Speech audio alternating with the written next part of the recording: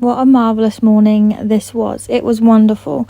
I read some of my favourite book. I looked out that gorgeous bay window. I went to my favourite place and had my favourite cereal.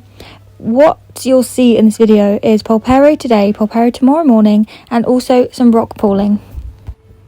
Polperro is just perfectly quaint and I really do love it, especially when the sun is out, so explore it with us. Currently in Polperro, finally blue skies. First day, and we're on Thursday and we got here on Saturday. It's been rain, so this is perfect, so I love it here.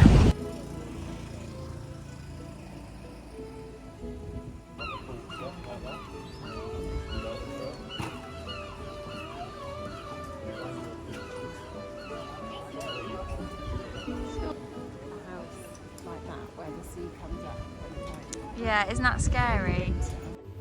We got some fresh fish from the little fish shack, some anchovies as you do, and I went to Jasmine Rebecca art stall, which was beautiful. I love her stuff. I'm so glad I got to get some this time. I also got some earrings from here, some little shell earrings, and I put them straight in. Then we overlooked the water with my Jack Daniels and Coke, my favourite drink in the summer and the winter.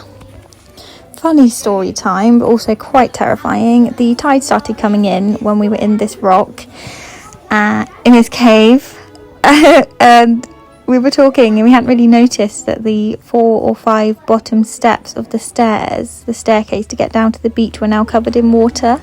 So there were lots of elderly people and just not so agile people that were struggling, and my boyfriend was the hero of the hour.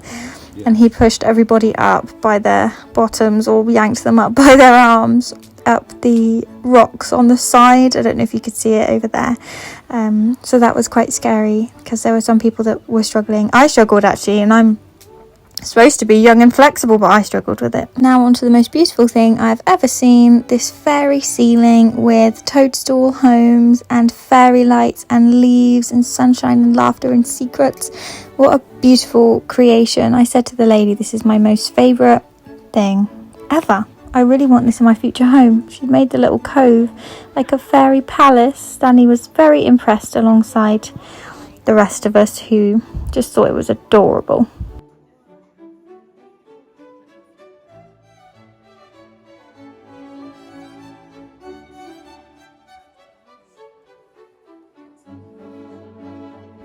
From here we enjoyed the views a little minute longer, and then we headed back to Looe along the wonderful water path. I love this. It sort of runs in front of most of the houses on the entrance road to Polperro, and the cottages and the dramatic woodlands behind them really is special.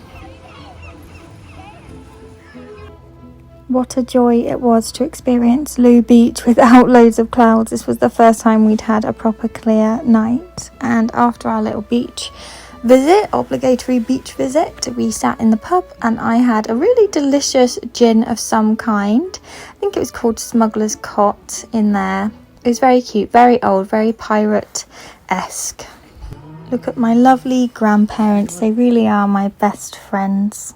The moon was very bright, very big, and such a sight. This is the next morning now. We went back to Polperro, but we didn't take the children with us. It was just to get some fresh lobster from that little fish shack that we talked about. I really liked that house, but I can just see it falling down in the next 10 years. I've seen it when it was being constructed last year, so I know it's all safe. I just feel like it was a bad choice and that it's just going to tumble down really soon. That's just my uneducated fear. This cafe was absolutely delightful. It had a bookshelf, colour coordinated, how fancy, and this wonderful matcha, which you're really lucky to find a matcha in this part of the world. I enjoyed it very much, and I also tried bacon and syrup pancakes for the first time in this cafe. The lady was very enthusiastic and very sweet. It was Clements and Hope, the cafe. That was the name of it. I didn't really think much of savoury and sweet breakfast combination, but it was good to try it.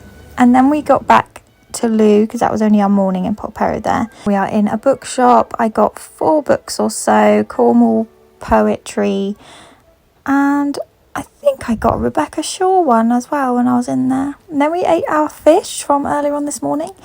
I started my new book. Wonderful. Village Matters new book. Busy day this one. Now we're on to Hannaford rock pooling. I didn't get many videos, but it was absolutely amazing and I really enjoyed it, and I'm so glad we went at this time of day.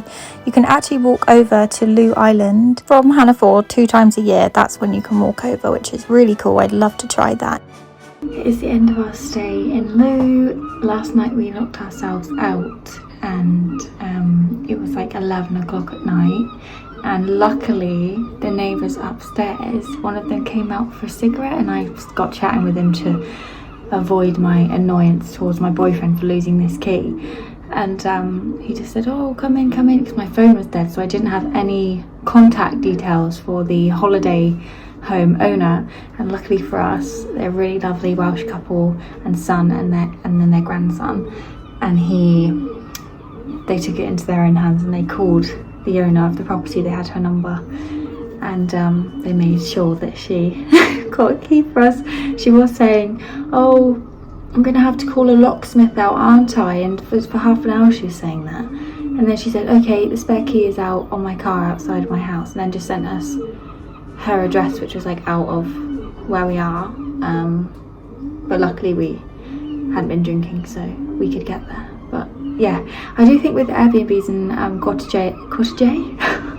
holiday cottages that they should have spare keys. If you're paying over £1,000, this is a 1 bed and it was around £1,000. I expect that there's an easy way to get into the house should emergency or accident occur.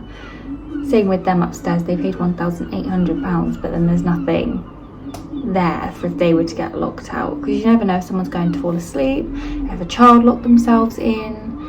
Where we stay, there's like big stairs straight out of the door. You go downstairs, so anything could happen. Someone could, fall down the stairs with the key and someone could be stuck outside unable to get in. So I thought that wasn't very, I know I'm moaning now, but I wasn't impressed enough with the apartment to overlook the fact they hadn't prepared for something like that.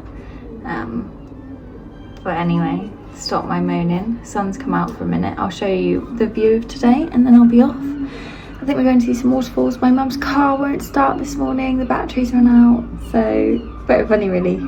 It's been a few mishaps. Here we are.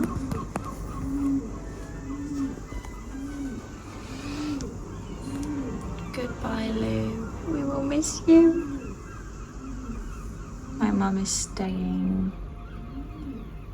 over there. I don't know where to put my thumb so it will be seen. Over there. Lovely. Cheese and tomato twist. Wow. Shut the door. Cheese and tomato twist. Bye guys. Going now. From here we journeyed on home. It only took us 4 or so hours. It wasn't awful, but it was really sad to leave my favourite place behind once again. I'll have to visit again next year. I hope you enjoyed this video. I have a playlist of our other days in Looe if you haven't seen it already, so just give it a click now.